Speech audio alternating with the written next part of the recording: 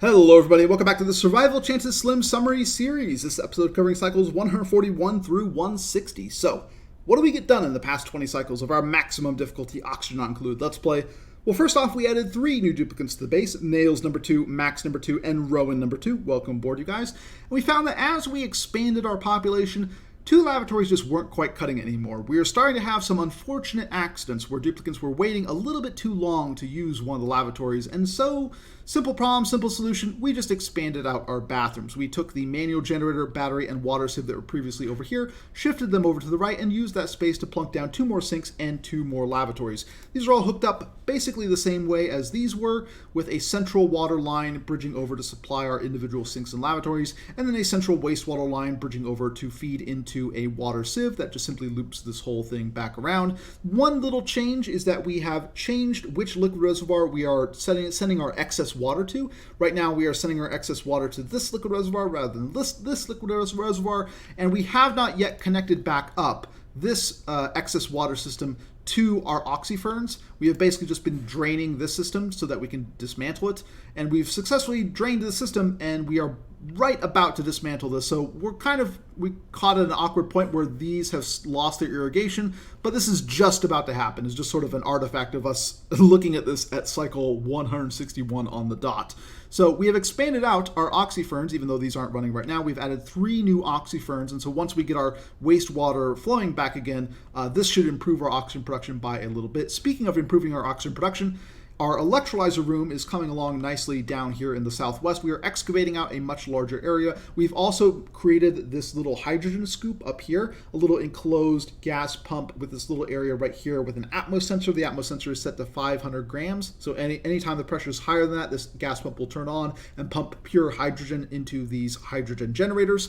That is going to supply a little bit of extra power in our system. It's also going to reduce the air pressure in this system, which is going to allow our electrolyzers to run more frequently. We also have our first oxygen line built, which is pumping oxygen over to our base over here through a series of vents. We're creating a second oxygen line being built across here, which is then going to double the amount of oxygen that we're getting through our system. And all of this is basically designed to remove the gas from this room, either the hydrogen from up here or the oxygen down here. That way we can run these electrolyzers more often. The higher the uptime we have on these electrolyzers, the more oxygen we're able to produce, so on and so forth. We've also created a water line spoken off of this system right here. So excess water that we have coming through our desalinator, we're going to run off and supply our base over here. We're just setting up a little bit of water reserves over here for use in supplying our ice makers and for use in supplying our supercomputer. Pretty simple. We also, as we are going through this, need to start removing some of the CO2 from our system. That eventually, if we just pumped in oxygen but didn't remove any of the CO2, we would overpressurize this area and these gas vents would stop working. We don't want that to happen, so we have been expanding out our CO2 storage. We'd ultimately like to store up all the CO2 to feed the slicksters. We'll probably resort to deleting some more of it through our carbon skimmers over here.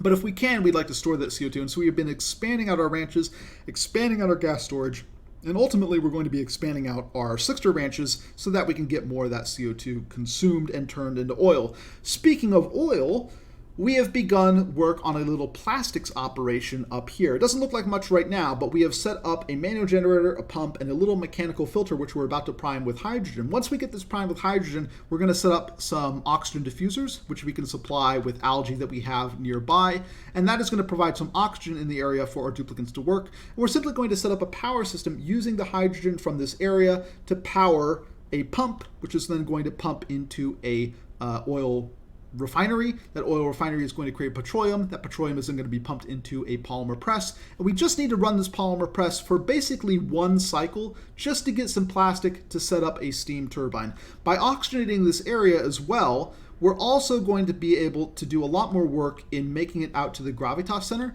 that once we have a little waypoint here for oxygen that our duplicates can stop at, they won't have to run all the way from up here, down to here to get their oxygen. We set up a little oxygen waypoint right here just using some polluted dirt. So if we go to oxygen settings, we actually have a set of polluted oxygen right here kind of along this area, which is going to make it easier to work in this area. But we're kind of leapfrogging our way, right? We're set up a little temporary oxygen solution over here. We're setting up another one over here, and that's what's going to be able to enable our duplicants to work in this area without running out of oxygen, without having to constantly take trips to catch their breath. That's the idea. So a little plastics operation is ultimately what we're going to set up here, and that's going to provide the plastic for our steam turbines. We've also just finally, one last thing, completed more or less this small heat shield that we set up here. We're just trying to hold back for the moment all this leaking heat from these volcanoes. And we have a little bit of a natural barrier from this area that we dug out here. We have this insulated tile that we're setting up here. We're just basically going to continue extending out this insulated tile to keep this red area separated from our base. It's going to be a little bit difficult because it is just spreading out everywhere. This is all getting really hot from these leaky volcanoes. But if we can just contain this for a little bit, eventually we'll get to a point where we'll have really easy solutions to this massive heat problem. We'll be able to clear this all up and start actually using these volcanoes in a productive way.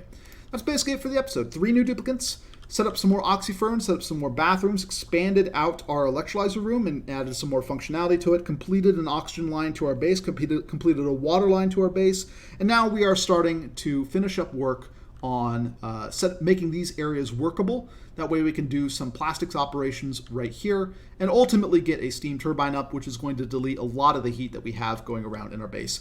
That's it for this episode. I will catch you guys next time.